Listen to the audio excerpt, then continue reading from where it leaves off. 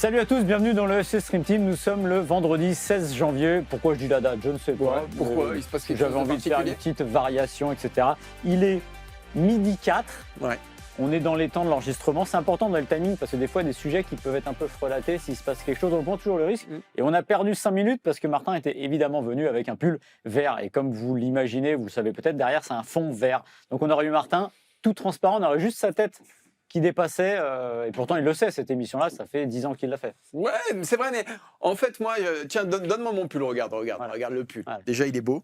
Déjà. Ah, il est très beau, ça, il n'y a pas de Il est problème. magnifique. Alors, voilà.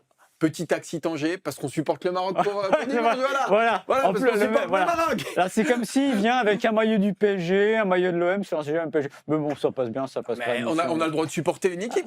Attends, parce qu'on va mettre... Là, il est en mission. Là, on va mettre fin à tout... Vas-y, Non, mais on va mettre fin à tout, d'ailleurs. Évidemment. Comment on est devenu journaliste sportif? Comme tout le Parce monde. qu'on aimait ce sport, parce qu'on aimait ses équipes, parce qu'on aimait des joueurs.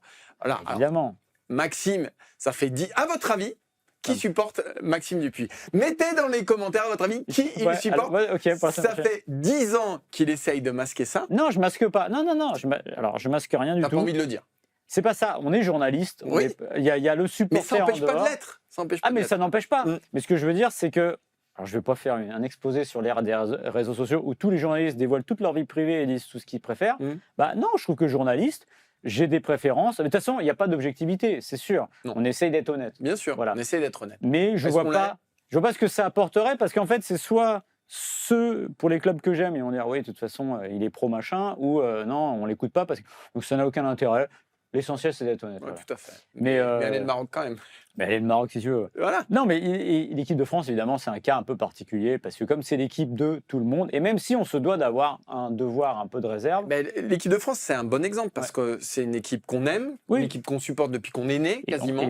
Une équipe qui a aussi façonné notre amour du sport et du foot. Notre relation au foot, elle est très liée à notre relation à l'équipe de France quand même.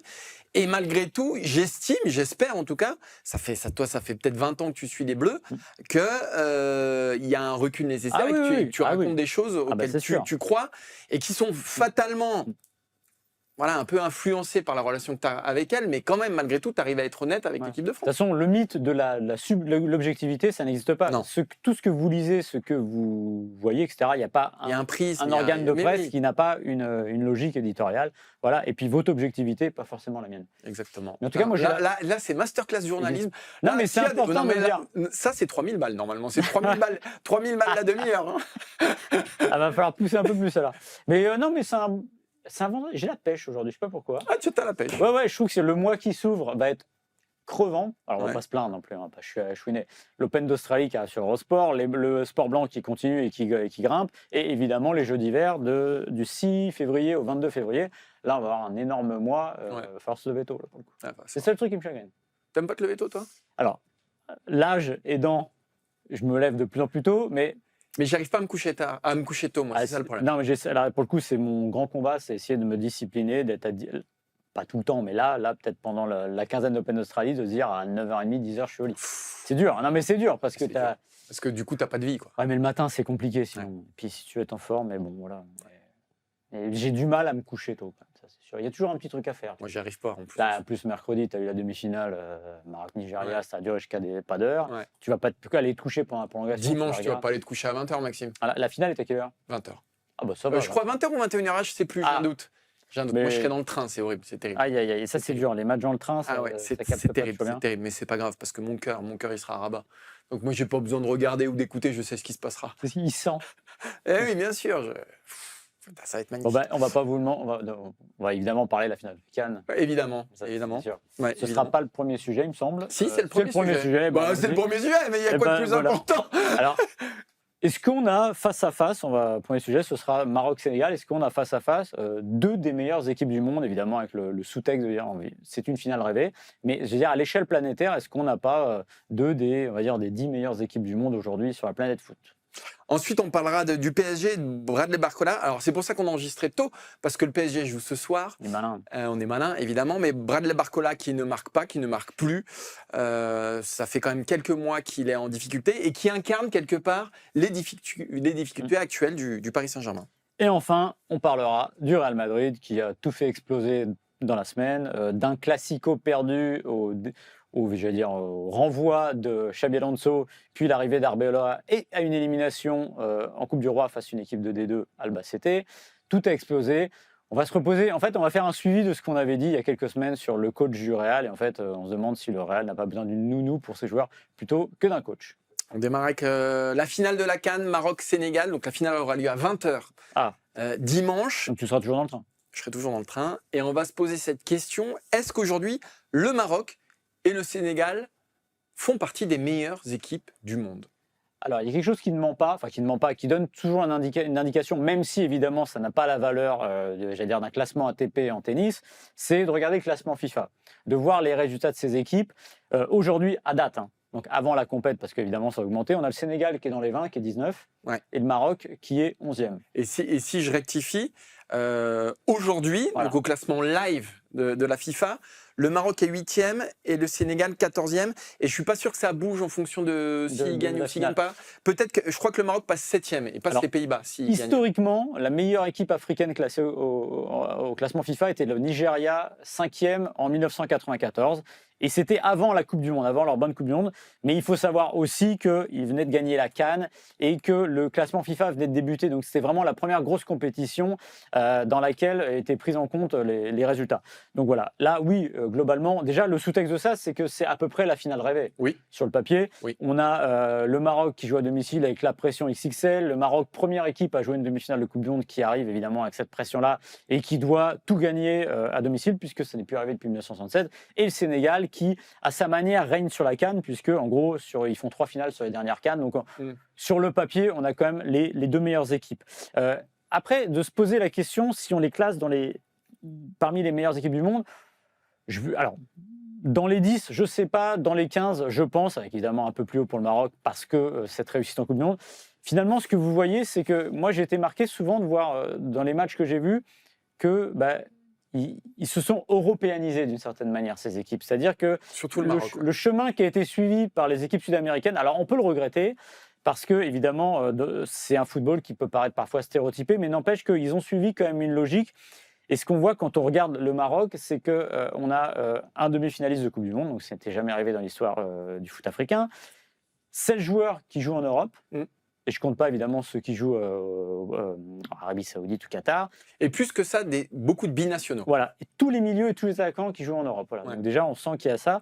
Et alors, le Sénégal, c'est 23 Européens. Vous regardez l'équipe du Sénégal, vous connaissez, même quelqu'un qui ne suivrait pas d'hyper près, connaît le gardien remplaçant, reconnaît les joueurs parce qu'en fait, c'est des têtes très connues. Et ce qui est très frappant, au-delà de ça, tu as parlé des binationaux, tout ça, c'est, et notamment, là, je vais vraiment faire le focus sur le Maroc, c'est cette continuité qu'il y a. Ouais. On a parlé au début de CAN des investissements qui ont été faits au Maroc, des efforts qui ont été faits. Le cas El Ainaoui, c'est un joueur que Regragui est allé convaincre. C'est-à-dire qu'aujourd'hui, cette continuité, cette forme de stabilité contre vent et marée, on en reparlera pour Regragui, dit que les joueurs se disent, bon, parce qu'il y a le choix du cœur évidemment dans une sélection, mais il y a aussi un choix sportif. Aujourd'hui, décider d'aller jouer, de représenter le Maroc, c'est pas de se dire j'ai pas pu jouer sur une équipe de France, maintenant j'ai envie de connaître un frisson d'une commune. Non, c'est que vous allez jouer dans une équipe qui peut gagner. Pour le Sénégal, vous avez ça aussi. Donc aujourd'hui, c'est ce qui fait qu'on peut évidemment les mettre dans les meilleurs. Et on en parlera un peu plus tard, mais le Sénégal est sur la route de l'équipe de France.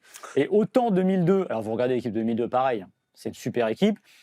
Oui, mais c'est des joueurs de Ligue 1. Des joueurs de Ligue 1 qu'on connaissait, côté one-shot, voilà, ça a rigolé. Et le banc, tu connaissais personne pour le coup. Comme le Cameroun avait été en 90, à se dire, on les connaît, les joueurs, super, ils ont eu leur compétition. Là où ça a changé pour moi, c'est qu'on arrive quand même dans une situation où on se dit, non, il peut y avoir un repeat. Et justement, c'est le repeat qui fait que vous vous installez tout en haut. Et justement, cette stabilité à conserver, notamment au Maroc avec Walid Regragui. Moi, ce que je trouve intéressant, symbolique, c'est qu'effectivement, au niveau du classement FIFA, pardon, le Maroc a dépassé l'Allemagne, a dépassé la Belgique. En live. Et lundi, s'il gagne cette CAN, il pourrait déplacer les Pays-Bas. Donc Pays-Bas et Belgique, ce sont 2 pays qui ont une forte communauté marocaine. Et donc si aujourd'hui tu es marocain, un excellent joueur marocain, que tu es formé aux Pays-Bas ou en Belgique, oui. Eh ben, tu hésites vraiment tu hésites et tu te dis pas, effectivement, comme tu disais tout à l'heure, je vais plutôt faire carrière avec les Pays-Bas ou avec la Belgique parce que j'ai plus de chances de gagner, ou plus de chances d'avoir de l'émotion, de me faire connaître, ou de voir ma valeur commerciale augmenter, de voir mon prix augmenter, etc. Ça, pour moi, c'est un basculement et c'est fondamental. Et c'est peut-être ce qui explique qu'aujourd'hui, effectivement, tu peux faire du Maroc, plus que du Sénégal, j'expliquerai après pourquoi, une des grande puissance mondiale du foot dans les 10, on va dire, parce qu'il n'y a pas peut-être encore l'Espagne, la France, tu as peut-être encore plus de densité, un plus gros vivier, et même au niveau de la formation, c'est plus... Mais toujours est-il que, voilà, pour moi, le Maroc aujourd'hui fait partie des meilleures équipes du monde, du top 10, du top 7 peut-être même, parce que tu as cette question des binationaux qui vont de moins en moins hésiter. Le cas de Brahim Diaz, il est intéressant. Alors, sans doute que si Brahim Diaz avait cartonné avec le Real Madrid, avec l'AC Milan ou à Manchester City quand il a démarré, mais c'est quand même un mec qui a une sélection avec l'équipe d'Espagne. Donc, c'est quand même... Brahim Diaz, quand il est au Real Madrid, il peut se dire que si ça tourne bien à un moment donné, il peut intégrer la Rora qui est championne d'Europe. Brahim Diaz, son aventure avec le Maroc, elle est finalement très, très récente. Il a pris cette décision-là et aujourd'hui, c'est un des joueurs les plus importants, peut-être le plus important dans cette CAN, mais il a une sélection avec l'équipe d'Espagne. El Ainaoui, qui est la révélation du tournoi, qui est le meilleur milieu de terrain du Maroc, qui ne sort plus du 11 de Regragui, pareil, il aurait pu, à un moment, se dire qu'il aurait pu être sélectionné avec l'équipe de France. Finalement, il joue avec l'AS Rome. Il a eu un parcours très ascendant. Mais non, il a fait le choix du Maroc. Et ça, pour moi, c'est structurant.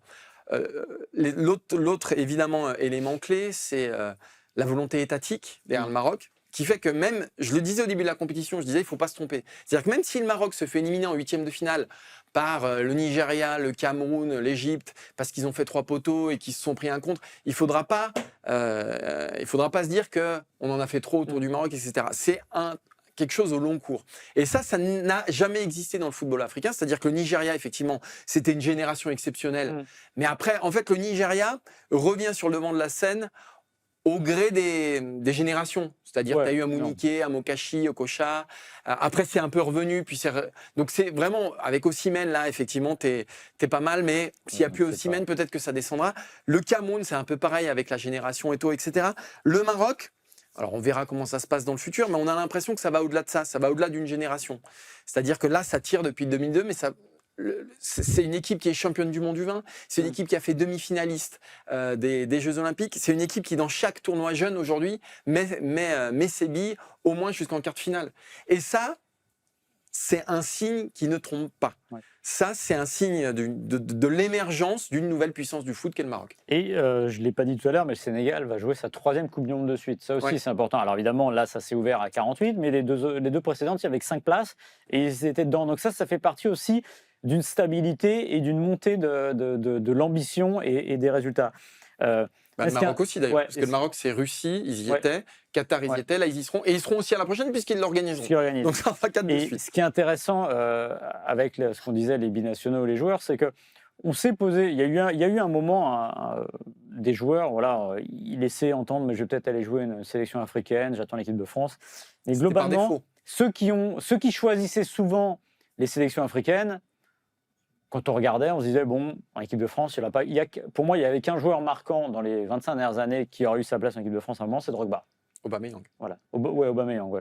Mais surtout Drogba. Mais surtout Drogba, voilà. Aubameyang aussi. Mais voilà, globalement. Mais quand vous regardez sur la masse, c'est pas gigantesque. En revanche, ce qui est vrai, c'est que ça peut basculer parce que, justement, tu l'as dit, quand vous avez des équipes structurées où vous savez que vous allez retrouver... Tu sais, les joueurs sont sensibles à ça. Tu as parlé aussi de leur ambition sportive. Alors, évidemment, il y a le choix du cœur, mais il y a l'ambition sportive. Ambition commerciale, les structures qu'ils vont trouver en allant en sélection, c'est important aussi. Là, le Maroc, ils ont ringardisé Clairefontaine. Voilà, non mais c'est ça, c'est que là, ils savent qu'ils sont dans leur habitat classique. Alors, Hakimi, c'est différent, le choix, je crois qu'il aurait pu se passer avec l'Espagne à l'époque. Mais Hakimi se retrouve dans des ultra-modernismes avec le PSG. Et je pense que quand il va en équipe du Maroc, il ne voit pas tellement la différence. D'ailleurs, sa rééducation, il l'a fait au Maroc. Oui.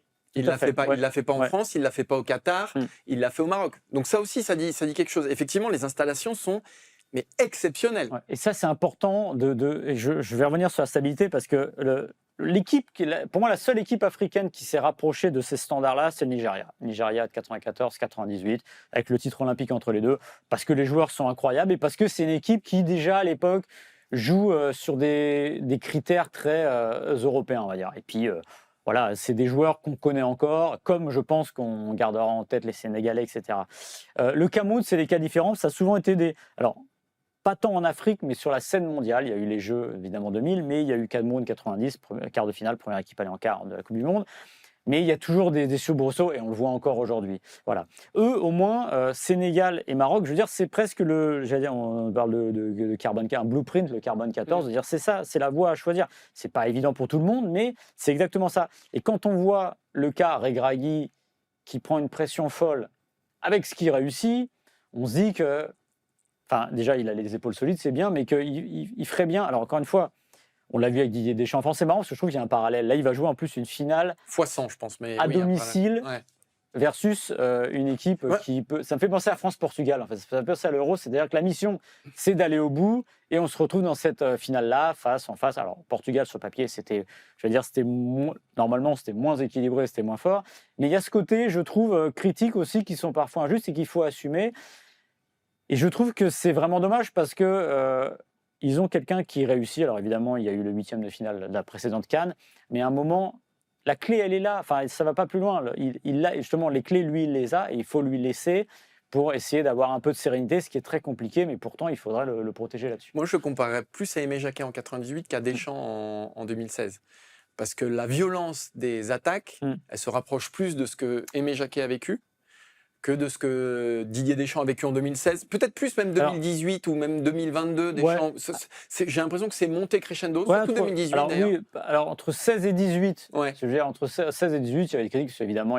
Aujourd'hui, on a quand même toujours des gens qui disent que Deschamps n'a gagné qu'une Coupe du Monde. Ouais.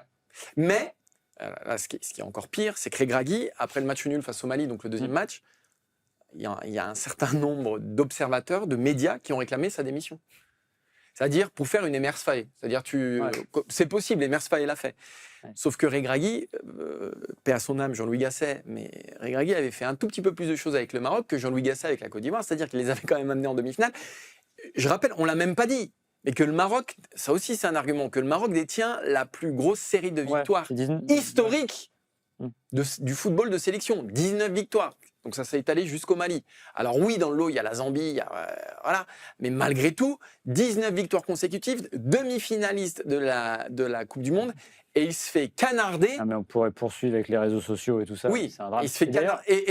Et ça, je dirais juste que c'est peut-être là où le Maroc doit encore progresser. J'ai pas de conseils.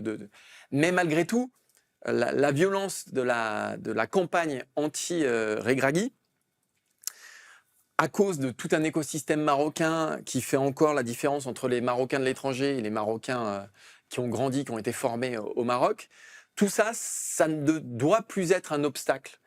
Et Regragui, justement, il a réussi à fédérer à la fois les Marocains formés dans le nouveau centre, comme Aguerd, etc., plus les binationaux comme Hakimi, comme Diaz, qui ont été formés à l'étranger. Il a réussi justement à unir tout ça, à unir ces mêmes mecs autour d'un but commun. Ce serait bien qu'aussi le microcosme marocain s'agisse là-dessus et donne plus de sérénité. C'est important pour un sélectionneur et pour une sélection d'avoir de la sérénité. Surtout quand tu es dans une sélection qui n'a rien gagné depuis 50 ans. Oui. C'est ça qui est le plus dingue. D'ailleurs, il a un peu réglé, je crois que c'est après la demi-finale qu'il a un peu réglé ses comptes. En disant, en gros, la crédibilité à l'extérieur, elle venait aussi de la presse. Mais oui, c'est vrai. Qui devait... Mais après... en fait, il y a aussi ce truc du complexe du sélectionneur africain, du complexe du continent africain. Je pense que ça va être aussi une des clés mais ça va être une des clés pour regarder dans le blanc des yeux le Brésil, la France, l'Espagne, le Portugal en Coupe du Monde. Et Regragui, il y est arrivé à ça. C'est-à-dire de faire comprendre qu'on n'est pas une sélection africaine. On est une sélection. C'est-à-dire que tout le décorum africain... Il faut arrêter de parler de sélection africaine. Non, on est une sélection. Et quand on démarre une Coupe du Monde, on regarde les autres dans le blanc des yeux. de se dire, bah voilà, on est top 8 aujourd'hui, top 7 au classement FIFA, on a été demi-finaliste. Voilà, il n'y a plus de complexe à avoir. Et même au niveau des sélectionneurs, les sélectionneurs africains, aujourd'hui, il y en a 4 en demi-finale. Il n'y a plus un Français, il n'y a plus un Néerlandais, il n'y a plus un Belge. Non, il y a 4 sélectionneurs africains. Donc de se dire qu'aujourd'hui, ils ont les armes dans leur continent, en particulier au Maroc, pour aller loin en Coupe du Monde et pourquoi pas en ramener une à un moment. L'objectif, c'est pas tellement 2026, mais 2030, avec le plus grand stade du monde, avec une compète organisée à domicile, aussi au Portugal et en Espagne. Voilà, il va être là le rendez-vous. Et un peu en Amérique du Sud, parce que bon, c'est la grande histoire, c'est n'importe quoi. Pays, ça va être la fête. Ouais. Mais oui, ce sera à suivre. Et c'est vrai que c'est intéressant parce que à partir du moment où on s'est demandé dans les années 90 si une équipe africaine pouvait gagner la Coupe du Monde, on a toujours été déçus. C'est-à-dire le Cameroun, bah non, c'était un one-shot. Le Nigeria, on y croyait vraiment, bah ça l'a pas fait. La Côte d'Ivoire, à un moment, il y avait aussi. Ils n'ont fait que 2 huitièmes. Une équipe. Et puis Côte d'Ivoire, etc. Et là, en fait, c'est que, pour simplement pour dire que la réussite du terrain, la réussite sur le terrain dépasse un peu justement le terrain. C'est pas que les joueurs. C'est autour que ça joue, et c'est là qu'il y a besoin de construire. Donc on verra, et notamment, je le redis, mais le France-Sénégal d'ouverture des Bleus. Alors, le traquenard 2002, personne ne le voyait. Non, mais là, c'est plus un traquenard. Mais là, c'est plus un traquenard. Là, c'est plus un traquenard. Je veux dire, il y a 6 mecs qui jouent en première ligue au Sénégal. 6 mecs qui jouent en première ligue. Et puis, tu prends l'équipe du Sénégal. Encore une fois, je donne un exemple tout bête, mais en 2002, tu connaissais à peu près. En gros, l'équipe type, c'était une équipe de Ligue 1. Une bonne équipe de Ligue 1, des mecs qui jouent au PSG, à Lens, à Saint-Etienne. Voilà, t'avais une star, et la Diouf, voilà. Mais c'était dans ces trucs. Là, c'est des mecs qui jouent dans les meilleurs clubs du monde, des mecs qui jouent au Bayern. Il y a quand même l'attaquant du Bayern qui est sur le banc dans la CAN. Un mec, Jackson, attaquant du Bayern, il varie avec Diallo, mais et quand Ismaïl Assar est pété ou blessé ou qui va pas bien, et tu sors Iliman Ndiaye qui joue en première ligue. Donc c'est ça aujourd'hui la profondeur du Sénégal. C'est-à-dire, encore une fois, on parle d'équipe. Non, c'est pas une. Oui, c'est une équipe africaine, c'est un pays africain, mais c'est une grande équipe dans le monde. Ça va être un vrai outsider de cette Coupe du Monde. Donc attention la France. Alors lui, il ne joue pas dans un club outsider. Non. Lui, c'est Bradley Barcola, il joue au Paris Saint-Germain. Et depuis quelques mois, sa trajectoire ne va pas vraiment dans le bon sens, à l'image notamment de son match face au Paris FC, où il a gâché moult occasions. On a envie de se poser la question toute bête, Martin, mais où on est et où va Barcola aujourd'hui au Paris Saint-Germain? En fait, ce qui est dur avec Barcola, l'an dernier, les joueurs du PSG ont tous grandi d'un coup. C'est-à-dire que les Neves, les Vitinha, évidemment Dembélé, évidemment Pacho, évidemment Nuno Mendes, je ne vais pas tous vous les faire. Ils ont tous grandi, ils ont tous capitalisé et incarné le succès parisien. Désiré Doué encore plus, lui c'était vraiment sur 6 mois, mais de janvier à juin, ils ont tous grandi, ils ont tous progressé, ils ont tous pris de la valeur, ce que vous voulez. Et il y en a un qui est resté un petit peu à côté, parce que c'est celui aussi qui a perdu sa place de titulaire. Enfin, il était de temps en temps, mais ça se partageait avec Doué. Il y en a un qui est resté un petit peu à côté, c'est Bradley Barcola. Alors, il ne s'est pas enfoncé dans le doute, sa carrière n'a pas volé en éclats, mais enfin, c'est quand même un mec qui a plus marqué en Ligue des Champions depuis le 19 février dernier. Donc, toute la sublime campagne à partir des huitièmes de finale, il y a participé parfois de loin, et même quand il était titulaire, il n'était pas forcément impactant dans les matchs. Donc, Barcola, on s'est dit, bon, ok, laissons-lui sa chance. L'année qui a démarré là, t'as plus Doué, t'as plus Dembélé, c'est lui qui devait prendre l'équipe sur ses épaules avec Vara. On l'a senti soit un peu cramé, soit toujours en proie à c'est toujours ses mêmes limites, c'est-à-dire dans la finition. Et aujourd'hui, si bien qu'aujourd'hui, en fait, tu te retrouves face à un mec, on en parle parce que face au Paris FC, c'est lui qui a incarné aussi le manque d'adresse devant le but. C'est lui un peu qui porte l'élimination du PSG en Coupe de France. Et aujourd'hui, tu es face à un Barcola qui a 23 ou 24 ans, je ne sais plus, 23 ans peut-être. Et donc, tu te dis que finalement, sa carrière, elle bat un peu de l'aile. Ouais, elle bat un peu de l'aile. Et c'est marrant parce que l'année dernière, il a un peu grandi à contre-courant. C'est-à-dire sa première année, au début de saison. C'est-à-dire qu'au finalement, début de saison, c'est lui qui porte le PSG ou qui porte moyennement, ça se passait pas bien, mais qui cachait la misère des Dembélé et compagnie. Un meilleur buteur de Ligue 1 en janvier. Lui, il était meilleur buteur de Ligue 1. Il avait démarré comme une balle.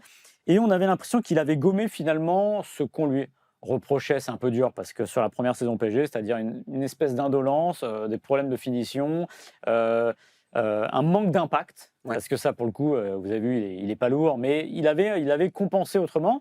Et on va dire qu'arrivé en janvier, c'était presque devant, c'était à peu près l'homme le plus important du PSG, même si ça ne fonctionnait pas bien. Et puis, comme tu l'as dit, il s'est mis à ne plus marquer en Ligue des Champions, et finalement, il est devenu 4e homme de cette attaque. Si, au mois de mars, l'année dernière, au mois d'avril, vous posez une compo, vous mettez Dembélé, Kvara et Doué. Ça ne se discute même pas, parce que Doué, il a explosé d'un coup, et il a rattrapé, entre guillemets, son retard. Entre guillemets, puisqu'évidemment, lui aussi venait d'arriver. Ce qui fait qu'aujourd'hui, on est quand même à une saison, pour l'instant, à 5 buts en championnat, en 14 matchs, et que c'est pas terrible. Alors qu'il a joué tous les matchs. Alors qu'il a beaucoup joué, il a joué 14 matchs, il n'a pas marqué en C1. Et pour le coup, c'est lui le fil conducteur de ce début de saison, parce que Kvara, ça ne le fait pas. Dembélé a beaucoup été blessé, donc c'était à lui de trouver les solutions et de porter le PSG. Pour l'instant, ça ne fonctionne pas. Alors, il garde toujours la confiance de Didier Deschamps. 18 sélections, et quand il est là, il joue. Alors même si c'est des bouts de match, il rentre à chaque fois. Donc là, pour le coup, lui, c'est vraiment au pire, j'allais dire, un joker d'attaque chez les Bleus. Mais le problème, c'est que ça coince. Et c'est marrant parce que j'ai l'impression un peu de voir le Dembélé d'avant, de certaine manière. C'est-à-dire le type qui crée des différences, qui met des accélérations, qui a des coups de rein formidables, mais qui a beaucoup de mal à la finition. Alors ça peut se régler. Il y a des moments où ça va mieux, des moments où ça va moins bien, mais c'est de se demander presque pourquoi maintenant ça va moins bien. Des carrières, c'est entrechoqué de moments de bien, de moins bien, etc. Mais c'est vrai que là, c'est assez spectaculaire, surtout quand le type est lancé et qu'on l'a vu faire ce qu'il faisait en début de saison dernière. Et qu'il est en plus dans un environnement où il doit s'épanouir. Et dans la meilleure équipe d'Europe, avec des mecs qui jouent tous le feu, c'est son moment, quoi. Ouais, c'est son moment, mais après, le seul truc où je le dédouanerais peut-être, c'est que lui aussi, il peut être aussi victime de contre-coup de l'été dernier, parce que on en reparlera à la fin de la saison certainement. Cette double saison sans arrêt, sans vraiment avoir de préparation, c'est aussi une excuse pour lui. C'est-à-dire que lui aussi a connu ça. Et aujourd'hui, on est en train de dire, notamment, je fais une petite digression sur les joueurs qui n'ont pas joué depuis 1 mois, 2 mois, qui vont revenir frais. Oui, mais non, mais même s'ils n'ont pas joué 2 mois, c'est pas une préparation qu'ils ont eue. Donc, on est vraiment dans une situation particulière du PSG. Donc, pour ça, au moins, je le dédouane, parce que évidemment, il est dans une situation qui n'est pas la meilleure, on va dire, pour un joueur pro sur une saison. Mais sur Barcola et Bleu, il faut se rappeler, en fait, c'est le type de joueur où, quand il n'est pas là, tu as envie de le voir, parce que tu te dis... Ouais. Ah oui. À l'Euro, il faut se souvenir, l'Euro 2024, si je ne dis pas de bêtises, Deschamps l'emmène, elle fait très peu jouer. Et on se dit que si l'équipe de France manque un peu de génie, c'est un côté feu follet, en fait. Voilà, de quelque chose. Et chaque fois qu'on lui donne sa chance, il est plutôt pas mal. Mais quand il démarre les matchs, quand c'est à lui de prendre le costume là, alors sauf effectivement sur les 6 derniers mois de 2024, de septembre à décembre, où il a été monstrueux. Et on a l'impression que l'anomalie, elle est là, alors que la norme, elle devrait être sur cette séquence-là très précise. Sinon, effectivement, comme tu l'as dit, c'est un joueur qui rappelle effectivement la frustration qu'engendrait Dembélé avant qu'il devienne, avant janvier dernier. Et est-ce que c'est la nature même de son jeu qui fait que? Est-ce que c'est une fatalité? Est-ce que finalement, ce sera ce joueur-là, Bradley Barcola, c'est-à-dire un mec qui va faire des différences mais qui va un peu rater devant le but, un peu, si je schématise, un Sidney Govou. Oui. Voilà, qui était C'est un peu ça. Ouais. Ou est-ce que, alors qu'il est dans les meilleures équipes du monde, la France et le PSG, c'est pas loin d'être les 2 meilleures équipes du monde, est-ce qu'il peut grandir et devenir le Dembélé qu'on a connu? Là, il y a un vrai carrefour, en tout cas. Après, Govou, il y a moins de ratés spectaculaires. J'ai pas souvenir de se dire qu'est-ce qu'il a vraiment planté. Il ratait quand même. Non, mais il ratait. Il marquait pas beaucoup, voilà. Mais c'était un joueur c'était plus, on pouvait le mettre en ailier, voilà, donner des passes D avec beaucoup plus de puissance. Se pose la question maintenant. Enfin, c'est le PSG qui se pose cette question. Alors moi, je ne comprends pas qu'à 2 ans et demi de la fin d'un contrat, on se pose la question de prolongation, hormis si le joueur est demandé ailleurs, ce qui a priori est le cas. Il y aura Liverpool et le Bayern, mais pourquoi pas? En fait, là, le PSG, pour moi, c'est soit il le prolonge parce qu'ils comptent vraiment sur lui, ils espèrent qu'il redevienne le joueur qu'ils ont vu pendant 6 mois fin 2024. Sinon, pourquoi le prolonger maintenant? Non, là, pour le coup, la décision, pour moi, c'est plutôt le vendre à la fin de l'année. Avec 2 ans de contrat, il y aura une bonne somme à récupérer. Il avait acheté 50 millions à peu près. Il ne le revendrait pas moins cher, voilà. Ouais, mais c'est vrai que de se dire, aujourd'hui, le prolonger, Ah non, il reste 2 ans et demi de contrat, donc il n'y a pas de raison. Et justement, Je pense que tu es un peu traumatisé par l'épisode Mbappé qui fait que tu veux sécuriser tes mecs sur 5 ans. Oui, mais tu le sécurises si tu es sûr que... Oui, bien sûr, c'est à double tranchant. On a vu Luis Enrique qui a parlé lui, alors il n'a pas voulu citer les joueurs, mais je pense qu'il voit bien, Luis Enrique, qui a un problème à la finition. Ça on ne peut pas imaginer le contraire. Et Dembélé, c'est pareil, ils veulent le prolonger alors dans des circonstances qui a priori ne plaisent pas au clan Dembélé. Mais tu as ce truc-là, effectivement. Je pense qu'à Paris, les joueurs partent quand Paris le décide. Historiquement, quand même. Ça a toujours été comme ça. C'est-à-dire qu'ils ont retenu des Thiago Silva, des Verratti pendant des années et des années pour finalement les faire partir par un trou de souris quand ils n'en voulaient plus. Cette logique-là s'est brisée par Mbappé qui est parti en fin de contrat. Et je pense qu'ils ont ce truc-là de se dire on veut sécuriser le plus possible parce que, et effectivement, s'ils veulent s'en débarrasser, si ils prolongent Barcola sur 5 ans et que dans un an, ils se rendent compte qu'il ne fait pas l'affaire, je pense qu'il a un tel pouvoir quand même d'attractivité du fait du Paris Saint-Germain, de ce qui s'est passé avec eux, qu'ils n'auront pas de mal quand même à le sortir. Je pense pas non plus. Voilà. On achève bien les chevaux. Avant de passer au troisième sujet, on va parler des paris. Parce qu'on a fait un appel au peuple la semaine dernière. On vous a donné nos paris pour la saison, enfin la fin de l'année, même l'année. Et on vous a proposé d'en faire autant. Donc on a sélectionné quelques messages avec vos paris qu'on va voir à l'écran et on va un peu les décrypter au moins. C'est le plus long pari de l'histoire, mais on va résumer en disant que...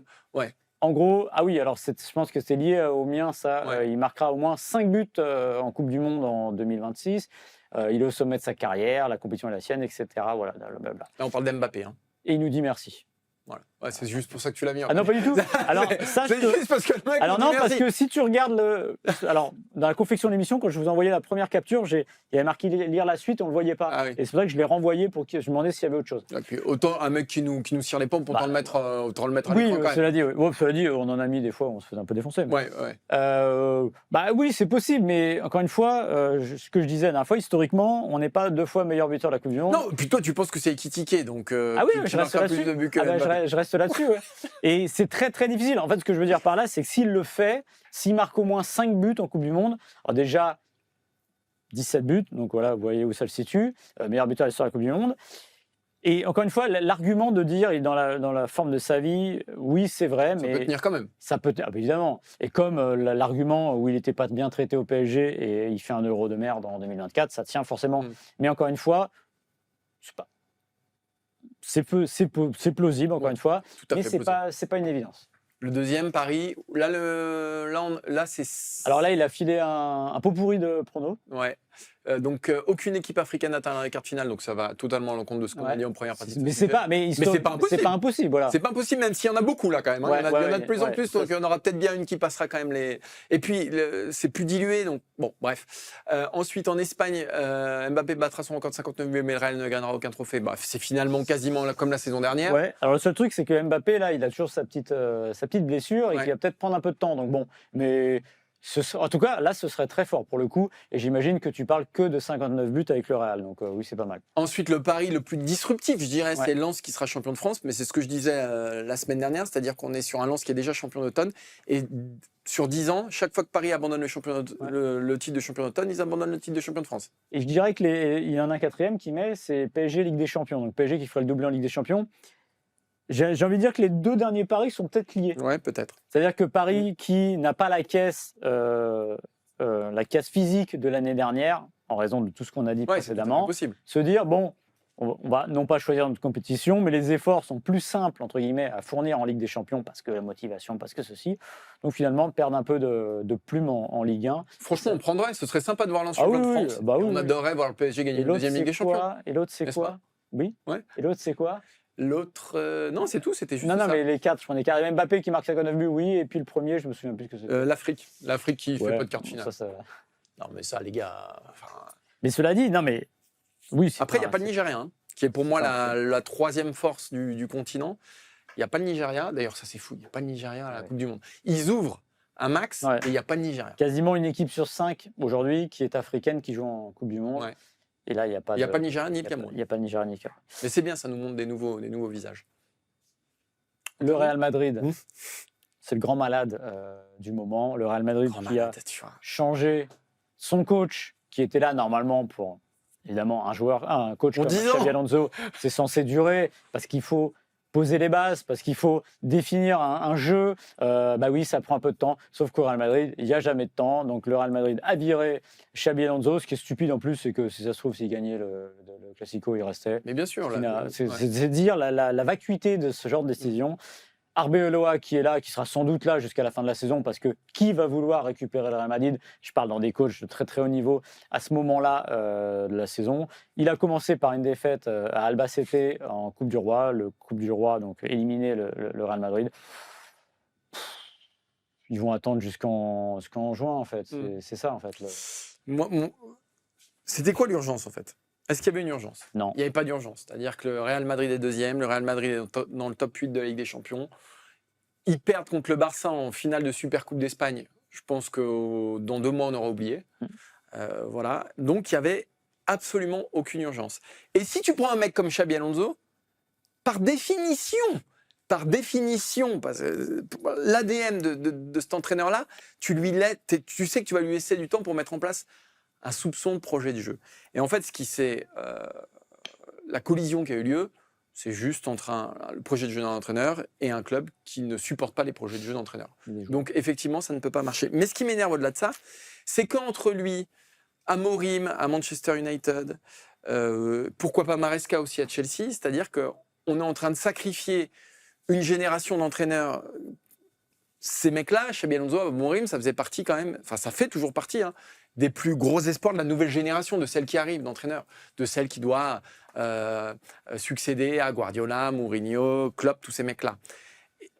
Et ces mecs-là, ils sont sacrifiés par leurs joueurs ou leur direction, parce que voilà, on n'arrive pas à les installer. Alors Amorim, il est resté un peu plus longtemps, il a eu de sales résultats, mais malgré tout, tu le sacs à un moment où, pas ça va mieux, mais bon, où ça va un peu... C'est moins pire qu'avant. Et tu sacs ces mecs-là, tu sacs des projets de jeu pour les remplacer par qui? Par Rosenior à Chelsea, par Carrick à Manchester United et par Arbeloa. Donc en fait, tu veux quoi? Oui, tu veux des mecs qui ont moins de carrure, moins d'ampleur, moins d'épaisseur. Alors Rosenior, je le mets peut-être un petit peu à part, mais Carrick et Arbeloa, en fait, c'est des mecs du cru que tu sors de la cave, que tu mets là et tu leur dis bon, on a besoin juste de quelqu'un pour s'asseoir sur le banc parce que là, on va les laisser se gérer entre eux. C'est un constat qui est à la fois terrible et qui raconte ce qui est devenu le football des grands clubs aujourd'hui. Quel est le point commun entre les 3 entraîneurs que tu as cités, Maresca, Amorim et Xabi Alonso? C'est qu'ils n'étaient pas managers.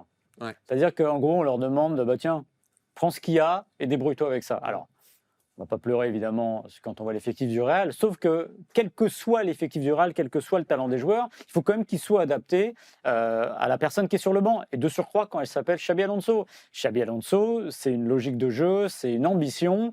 Évidemment, quand vous avez 11 joueurs qui soit n'ont pas envie de faire les efforts, qui soit envie de faire la différence tout seul, qui soit se tirent la couverture à eux, ou n'acceptent pas d'être remplacés comme Vinicius, c'était lors du Classico d'automne, voilà, c'est pas possible. À un moment, encore une fois, c'est des clubs qui n'ont pas compris. Le Real Madrid n'a pas compris ce que le PSG a compris.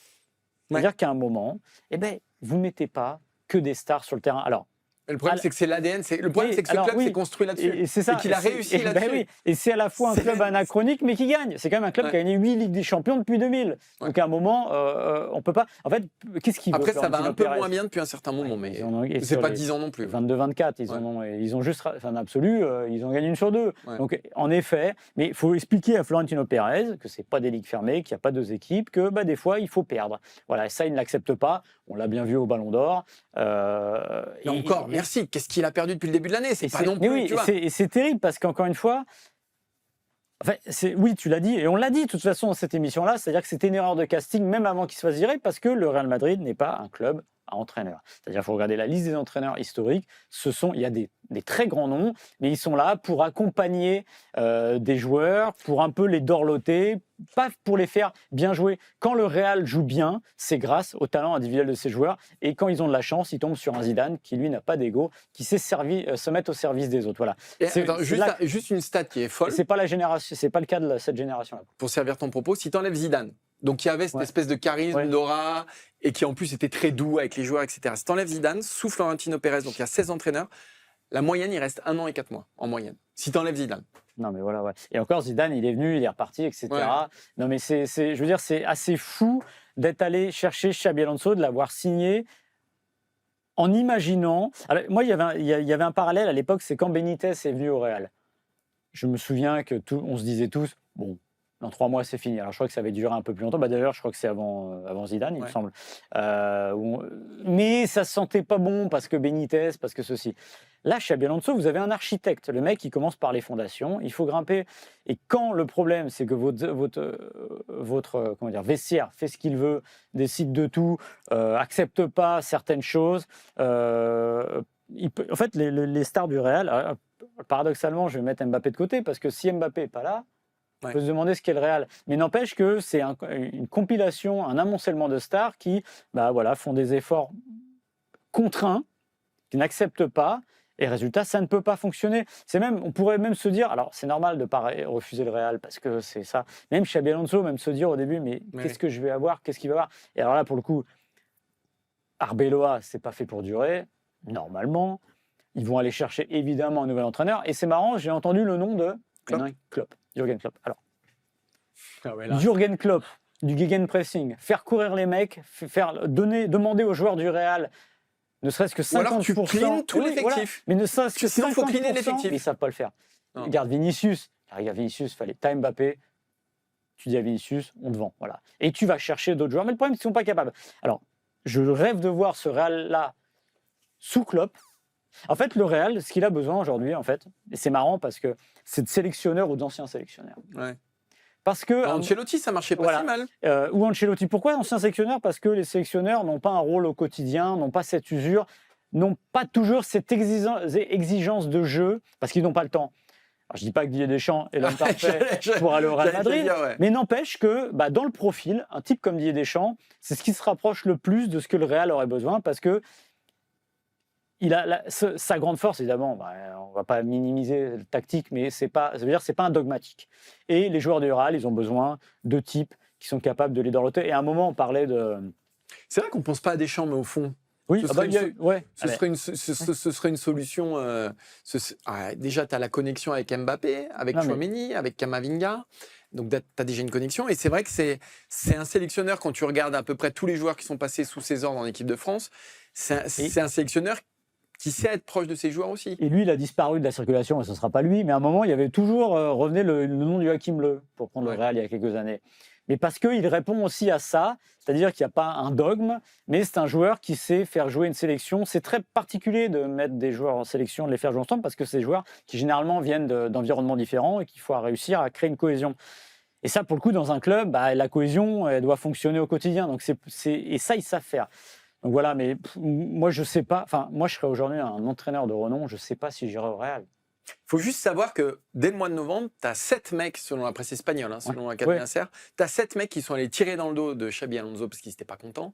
Parmi eux, tu as quand même des cadres. A priori, tu aurais Vinicius et Carvajal, par exemple. Donc des mecs qui ont tout gagné, donc qui pensent qu'ils ont. Voilà. Qui sont allés se plaindre à Florentino Pérez dès le mois de novembre. Donc ça faisait 2 mois que le mec était là. 3 mois. Allez, 3 mois, je vous le mets à 3 mois. Et derrière, tu as Florentino qui appuie sur le bouton 2 mois après en disant c'est pas possible, les joueurs, tu comprends, machin, etc. Comment on construit comme ça? Florentino Pérez a construit de toute façon ses 2 règnes au Real autour des joueurs. Ah oui, autour des joueurs. C'est sa promesse. Et autour de lui, c'est les Galactiques. Mais après, je ne lui reproche pas parce que c'est l'histoire du Real. C'est-à-dire, ça a commencé par Di Stefano, Puskás, tout ce que vous voulez. Mais alors pourquoi il prend Xabi Alonso alors? Mais oui, c'est ça. C'est l'ancien de la maison. Et après, alors. J'avais pas lu ça avant, mais peut-être que j'étais mal renseigné. A priori, c'était pas complètement son choix. Il y avait une petite réticence. Mais alors, j'ai envie de lui dire, t'es président du Real, si c'est pas ton choix, tu dis non. Et on terminera avec cette citation de Karim Benzema. Oui, qui a été très bien. C'est une interview à l'équipe où il résume à peu près tout. Au Real, l'entraîneur ne peut rien faire. Il a des noms, il met les meilleurs. Après, c'est entre joueurs. Madrid, franchement, c'est compliqué. Il y a trop de bons joueurs. Voilà. Et lui, il incarne parfaitement ce qu'un joueur du Real doit être.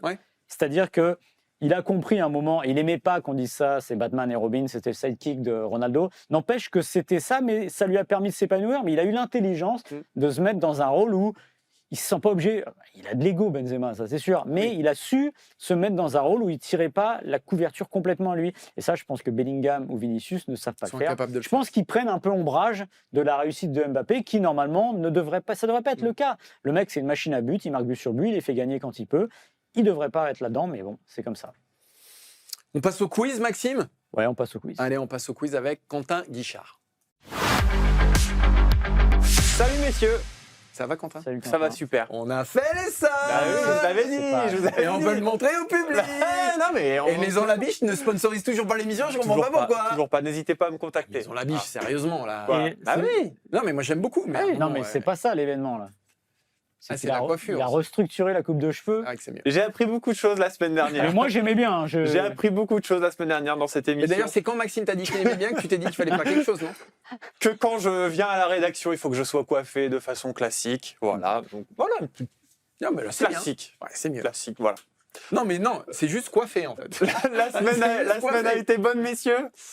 Excellente. Oui, Excellente. oui, Excellente. oui. Ensoleillée, chaude. Une Oui. excellente parce que tu vois, pendant 3 mois, on n'a pas eu. Pendant 1 mois et demi, j'ai pas eu mon manager. Là, il est revenu et je revis. Ah, bien sûr. C'est Là, il est venu dans la salle. Là. c'est ma raison Ouais. d'être. Mais je dis Il pas du tout surveille. ça pour ça. Ouais, hein. il est venu dans la bah, salle. bien Je dis sûr. pas du tout ça parce Bien que sûr. dans 2 mois, il y a les augmentations. Et qu'il y a les Attends, je dis augmentations. ça vient du cœur. Là c'est on met l'augmentation de Martin, c'est ça, C'est c'est ça. l'affiche, là Non, messieurs, Plus 58%. Voilà. C'est- Ah, plus 58%. c'est Voilà. pour quand la retraite pour vous, messieurs? Oh. Bah, Ah, là, tu m'as flingué le moral. En revanche, c'est Ouais. dans 23 ans. C'est dans 23 ans? 23 ans. Bah oui. Tu pars à 64, toi? Ouais, bah, je sais pas. Non, mais je dis 64, j'en sais rien. J'en sais rien, mais on n'en sait rien. Ouais, parce que À moi- taux plein. Ah Il non, va nous faire un truc sur les retraités Ouais. du foot. taux plein, moi c'est plus tard. Hein. Ouais. Taux plein, c'est dans 20 ans, moi. Ouais, moi j'ai vu, ce sera départ à la retraite 2060. Où aura lieu la Coupe du Monde 2060? Ok. Bon, et il y a quelqu'un qui a pris sa retraite Ouais, cette enfin, semaine. cela dit, ben, je sais là, même pas là, je vais te dire un truc. Ouais. Moi, je serais sûrement mort. Hein. En 2060? Non, bah Maxime. Ah, il y a des chances quand même. Quand même Ah pas. oui, oui, si, je sais qui a pris sa retraite. Qui a pris sa retraite cette semaine? Mamadou Sakho. Mamadou Sakho. Et Ah quand oui. on pense à Mamadou Sakho, on pense L'Ukraine. à France-Ukraine. France-Ukraine. Ouais. Et France-Ukraine, on en a fait 1000 Des fois des tartines. caisses, donc c'est bon. On va mettre ça de côté. D'ailleurs, Mais j'ai tu vas trouvé- quand même faire un quiz sur France-Ukraine. Non. D'ailleurs, j'ai trouvé que les hommages étaient très light. Mais oui, parce qu'il a disparu du circuit depuis quand Ouais, même. mais quand même, il a tellement un. Oh, il a eu son petit hommage au Parc des Princes. Ouais, C'est mais sympathique. c'est léger Pas non plus, de hein. par sa place.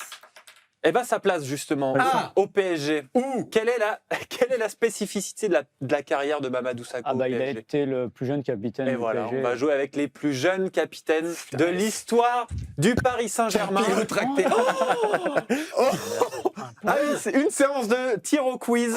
Les plus jeunes capitaines du PSG dans l'histoire, Donc là, c'est les 10. c'est les 10. Et pour savoir qui va démarrer, puisque vous allez jouer l'un après l'autre, on va jouer au juste numéro. Vous connaissez le juste prix? Ouais. Oui. Alors on va jouer au juste numéro. Ok. Mamadou Sakho, il a fait ses débuts professionnels le 14 février 2007. Ouais, je sais où. Où ça? À Valenciennes. À l'âge de 17 ans et un jour, c'était face... Valenciennes. Quel stade? Hainaut. Hainaut. Voilà, donc c'était face à l'AEK Athènes en Coupe de l'UEFA pour une victoire 2-0 des hommes de Guy Lacombe. La question du toss. C'est terrible. Hein. Bah, il rigole, je pense Ah, il me que- demande le stade de Valenciennes, je dis le Hainaut. Ah oui. Non, mais je pense que son premier match en Ligue 1, c'est à Valenciennes. Tout à fait. Ouais. Mais son Ça, premier il- match professionnel C'est est pas la question. Oui. en c'est Coupe pas- de l'UEFA. c'est Et ma donc, réponse, mais la question du toss, on va y arriver. C'est assez long là. Quel était le numéro de maillot porté par Mamadou Sakho lors de ce match, le plus proche de la bonne réponse? On nous a donné un papier pour ça là. Bien sûr, vous écrivez en très gros, Ah, parce qu'on n'aurait pas pu te le dire. mais parce que c'est trop facile. À l'AEK de tricher. Athènes. Face à l'AEK Athènes. J'en sais rien, je n'ai aucune idée. Donc c'est un numéro qui va de 1 à 99, Bah oui, bien ouais. sûr. Je n'ai aucune idée. Et j'aurais dit à l'AEK Athènes, comme tu savais. C'est l'AEK Athènes. On est sûr que c'est pas le Panathinaikos parce que là, ça change mon numéro, moi. C'est bien l'AEK Athènes, Ok, Martin. ok. Et c'était bien Non. le 14 février, le lendemain de ses 17 ans. Ok, moi je te dis ce numéro-là, mais j'en ai aucune idée. Alors, Martin, tu nous dis quel numéro? Le 21. Maxime, le 30. 3. Réponse? Le 39. Voilà, donc bah super. Là, Maxime, pifomètre, mais. qui connaît Non, la carrière. Non, pourquoi j'ai dit ça? Parce que généralement, c'est les numéros après 30 Eh quand les bien mecs sûr, sont pas eh prêts. bravo, il y a une logique, il y a une Excuse-moi forme de logique d'être là-dedans. logique. Ouais, quand c'est pif gadget, je trouve pas. Mais... Attention, messieurs, Vas-y. c'est parti. Maxime, je t'écoute. Ah, c'est depuis quand? Dans toute l'histoire du Paris J'en ai un, Saint-Germain. moi. Euh, Attends, mais c'est les 10? Non, c'est quoi? C'est les. C'est le top 10. Le top 10. Et Ok, ok. c'est tir au quiz, donc c'est l'un après l'autre. Ouais, c'est dur ça. Je vais commencer par... Putain, c'est dur ça. Je vais mettre un coup de Verratti. Marco Verratti ne figure pas. Attends, moi je vais prendre un gros risque, je vais peut-être dire Mamadou Sakho. Mamadou Sakho est numéro 1, 17 ans et 249 jours. Je crois que j'en ai un, mais... Luis Fernandez. Luis Fernandez est 7e à 25 ans et 35 jours, Luis Fernandez. Peter Luxin. Peter Luxin, mauvaise réponse. Marquinhos. Putain, j'y croyais pourtant. Peter Marquinhos, 4e, Putain, j'étais persuadé. à 23 ans et 153 jours. Voilà, ça se complique déjà là.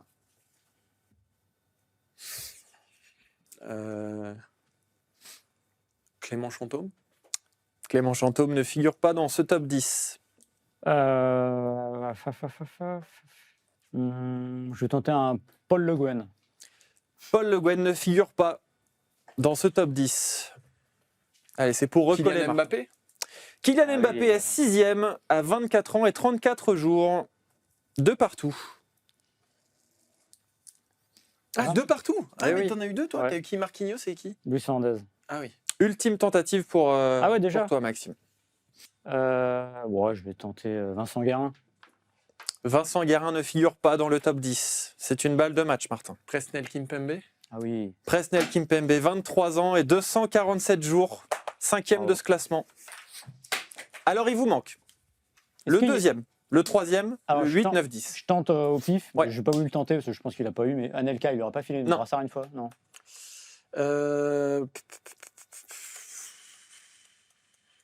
Dalmat. Non. Non. Je sais pas pourquoi j'ai Alain Roche. C'est marrant que j'aurais pensé à Verratti, je pensais qu'il lui aurait filé au moins une fois un petit coup de Vitinha. Vitinha, 8e à 25 ans et 185 jours. que des. Un petit coup de Neves alors? Non. Non. Hakimi? Non. Là, c'est que avant 25 ans alors. Là, il vous reste du 25 ans, là, quand même. Et il vous en reste un à 22 ans. Et il vous reste un à 19 ans. Non, mais là. Qui? Zaïre Emery. Warren Ah oui. Zaïre Emery est 2e à 19 ans, tout pile. Et ça, c'est en Ligue 1 ou tous les Tout confondu. Et alors, le 3e avait 22 ans et 262 jours. C'est Quelle avant l'ère période? QSI. Début des années 2000. Ah. Début des années 2000. Eh oui. Pierre Ducrot. Non, ce n'est pas un Français. Ronaldinho. Ronaldinho, oui. Ronaldinho, bien sûr. Et alors, les 3 joueurs qui vous restent, ce sont 3 joueurs de l'ère QSI. Ah, il en reste encore? Ouais. Tu dis? Non. Non, Matuidi est arrivé un peu. Dont un joueur de l'effectif actuel. Et un autre qui est champion d'Europe. Et un autre qui est un joueur de l'ère QSI. Bon. Champion d'Europe, Donnarumma maintenant. Donnarumma. Donnarumma. À 25 ans et 202 jours, Donnarumma. Ok. Donc, il vous en reste 2, Ouais. dont un joueur champion d'Europe et toujours dans l'effectif. Champion d'Europe. Ruiz? Ah, mais champion d'Europe avec le PSG. Avec le PSG. Ah oui, Ah oui, pardon. vainqueur de la Ligue des Champions. Ouais, pardon. Nuno Mendes, non? Marquez, on l'a dit. Pas de chaud. Non, non, il n'a pas été. Pas de chaud, ouais, non, pas Il n'a de pas chaud. été. Un petit coup de Dembélé? Non. Petit coup de Ce n'est pas un Français. Guevara? Petit coup, non, il Non. n'aura pas filé à Guevara. Nuno Mendes. Non, je pense pas. C'est pas un Français. Et il a eu le brassard. Je vous donne la nationalité, ça va vous aider. Ouais, bah oui. Un Portugais. Vitinha. Hmm Gonçalo Ramos. Non. Vitinha. Vitinha. Bah, je l'ai Mais dit. il l'a dit. Tu l'as dit? Ah oui, il l'a dit. j'allais dire. Tu l'as dit, mais pas pendant le jeu. Non, non, non, Ah oui, après, là, voilà. c'est- Et il vous reste donc un joueur assez bon de l'ère QSI. Non, mais là. Un Argentin. Pastore? Non. T'avais dit? Non. On avait dit lui filer le brassard. Paredes. Paredes. Paredes. Ouais. À 25 ans et 214 jours. Ok. Voilà. Voilà, Bravo. j'ai gagné. Comme d'habitude. C'est plus un. Belle victoire, Martin. Bravo. Non, mais, Bravo. mais pas de bravo, il n'y a pas de. Ouais, y a...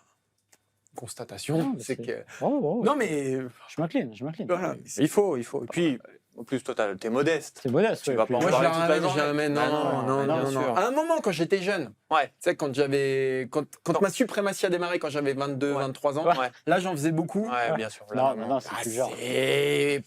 Tu vois, Mais oui, il faut le ménager c'est la aussi. maturité. T'as C'est la maturité. Bravo. Exactement. Merci Martin. Quentin. Bon, on m'a dit ménage-le, je le ménage. Oui, mais ça fait quand même un certain nombre d'années que tu me ménages. Ah là. non, bah non, pas la dernière fois. Là. Non, mais bon, bref. Ah, parce que les décomptes, parce que les décomptes de Martin, c'est, tu vois, il te met 33 dessus. Il vaut mieux pas le faire quand même, je pense. Nous sommes Merci à Si, on l'avait fait l'année dernière. Merci à tous, merci Maxime, merci Quentin, merci Adrien, et merci à mon manager, qui est le phare qui éclaire. Qu'on peut applaudir. Bravo. Qui est le phare qui éclaire mes journées. Rendez-vous la semaine prochaine, mais avant, dimanche, finale, allez le Maroc. Un phare qui éclaire les journées, c'est pas très utile, cela dit. Non, c'est vrai. Ouais, il éclaire plutôt. Ouais, mais mes nuits, ce serait étrange quand même. Un manager qui éclaire tes nuits. Bon. Bizarre, quand même. Après ça vous regarde. Ouais, bizarre. À la semaine prochaine. Et puis voilà. Et puis j'ai un chat dans la gorge. Ciao. Salut!